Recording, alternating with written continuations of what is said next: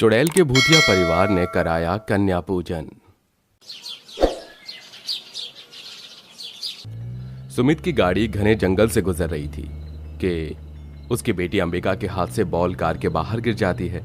ये देख सुमित कार रोक देता है, तभी अंबिका कार से उतरकर भाग जाती है। अली मिली बॉल दादी, मिली बॉल, अली ये ले। अरे बेटा, इतनी रात को तू बाहर क्यों चली गई? मैं आ रहा हूं, रुक रुक। सुमित जैसे ही अपनी बेटी के पास आकर बॉल उठाता है तो उससे पहले भूतिया देवराज उसकी बॉल को उठा लेता है। अब ये बॉल तुम लोगों को नहीं मिलेगी। और ये कितना ताजा खून और नरम नरम मांस होगा इस छोटी सी लड़की का। आज तो इसे पका कर खाऊंगा। नहीं पिताजी, इसे कच्चा ही खा लेते हैं और अब रुका नहीं जा रहा। भूत, दो भूत। देखो मेरी बेटी और मुझे मत कहो कुछ। हमने तुम्हारा कुछ नहीं बिगाड़ा। अरे जाने दो। नहीं, अब तो तुम नहीं बचोगे। पापा भूत मुझे डर लग रहा है पापा।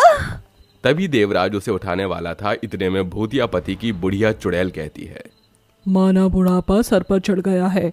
इसका मतलब ये नहीं कि पूरी तरह से सठिया जाओगे।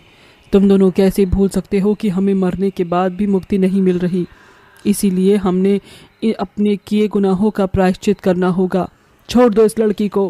ठीक है, चले जाओ यहाँ से। उससे पहले मैं अपनी पत्नी का कहना भी न मानूं। चल अंबिका, चल यहाँ से चल। सुमित अपनी बेटी को गोद में उठाए बॉल लिए वहां से चला जाता है। हाँ माँ जी, पापा जी, भूलिए मत, हमने अभिमन्यु की पत्नी को कितना सताया है। अब फिर से एक कन्या को और मत सताइए। वैसे भी नवरात्रि आने वाली है, देवी मैया रुष्ट हो जाएंगी। भाभी बिल्कुल ठीक कह रही हैं पापा। मैंने भी उसके साथ बहुत गलत किया है। देखिए ना हमारे साथ क्या हुआ। मौत मिली भी तो मुक्ति नहीं मिली। ठीक है, पर हम प्रायश्चित करेंगे कैसे?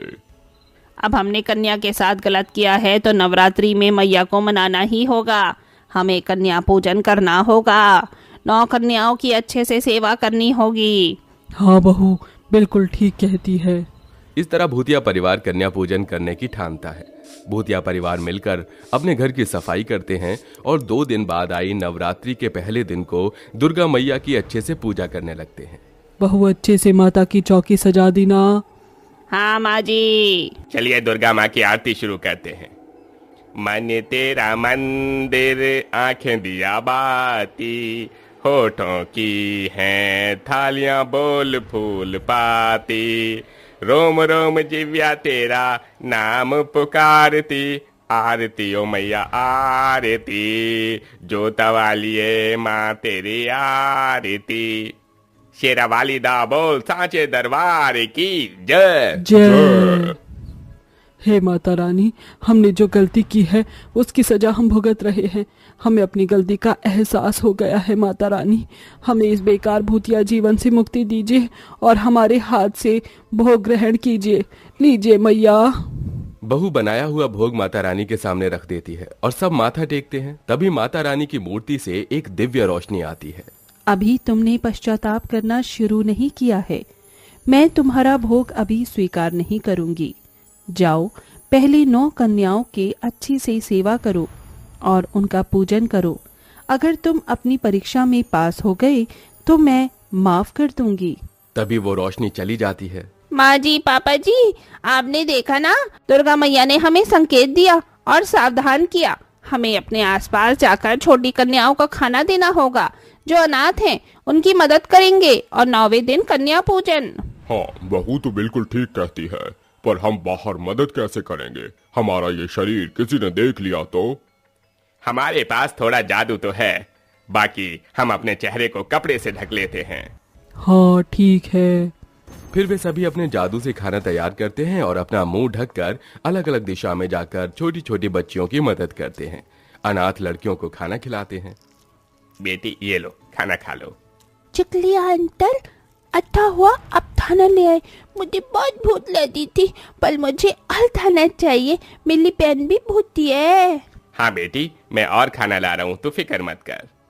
भूतिया राजू उस छोटी सी लड़की को भरपेट खाना खिला देता है। चुड़ैल, सुरेखा और मालती भी और बच्चियों को खाना खिलाकर वापस आ रही थी कि दो गुंडे एक लड़की को परेशान कर जबरदस्ती कहीं ले जा रहे थे। हे भगवान, देख तो सही इन गुंडों की दरिंदगी। अब इन्हें सबक सिखाना पड़ेगा जब माता का ये काली रूप देखेंगे। हाँ माँ जी, चलिए इन्हें सबक सिखाते हैं। तभी दोनों चुड़ैलें बिना चेहरे दिखाए अपने 4 हाथ कर चारों हाथों में कोई ना कोई हथियार लेकर उससे उन गुंडों को बहुत मारती हैं, जिससे वो उस लड़की को छोड़ देते हैं और 4 हाथ देखकर डर जाते हैं।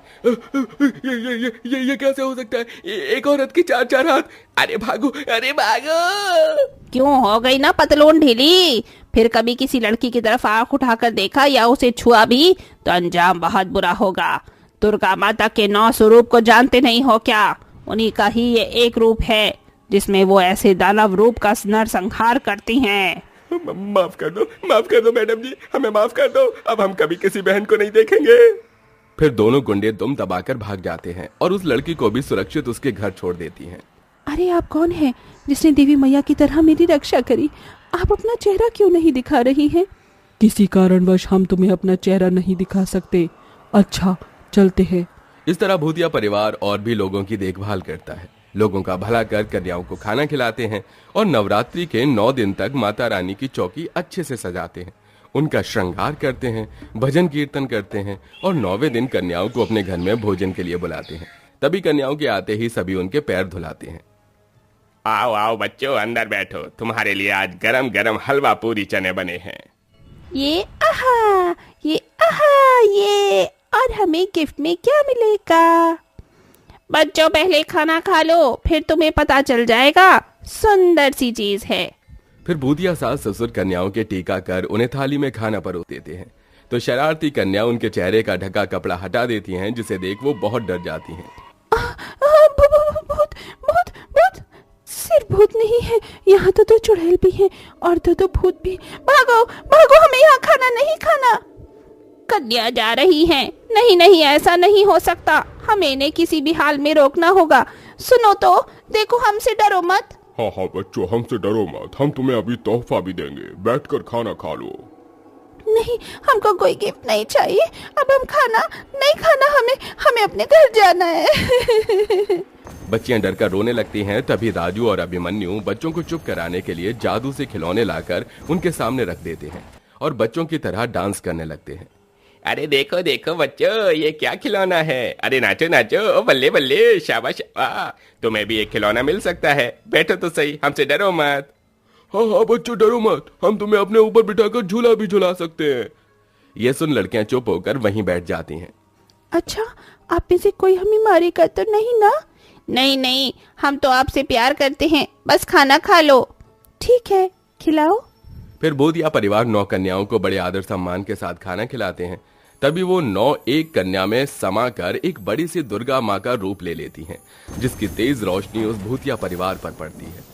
मैया, आप धन्यवाद आपका, जो आपके दिव्य रूप में हमें दर्शन मिले।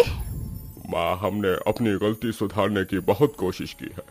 अगर अभी हमसे कोई चूक हो गई हो तो हमें क्षमा कीजिएगा दुर्गा मैया। देखो, तुम मेरी ही संतान हो। तुमने बहुत पश्चाताप करने की कोशिश की और तुम अपनी परीक्षा में सफल हुए और 9 कन्या के रूप में मैं ही आई थी, ये देखने कि तुम मुझे भोजन करवा पाओगे भी या नहीं, और तुम इस कार्य में सफल हुए। साथ ही तुमने और भी कन्याओं की मदद की। मैं तुम्हारे इस अच्छे कार्य से बेहद खुश हूँ और तुम्हें मुक्ति प्रदान करती हूँ। शुक्रिया माँ। जोर से बोलो, सच्चे दरबार की जय। जय। भूतिया परिवार मैया का जोर से जयकारा लगाता है कि देवी मैया के दाएं हाथ से एक दिव्य तेज उन सब पर पड़ता है, जिसके बाद उन्हें मुक्ति प्रदान हो जाती है। देखा दोस्तों, माता रानी सबकी परीक्षा लेकर उन्हें सही रास्ते पर ले आती हैं, इसलिए कभी अपने कष्टों से भय न करें। जय माता दी।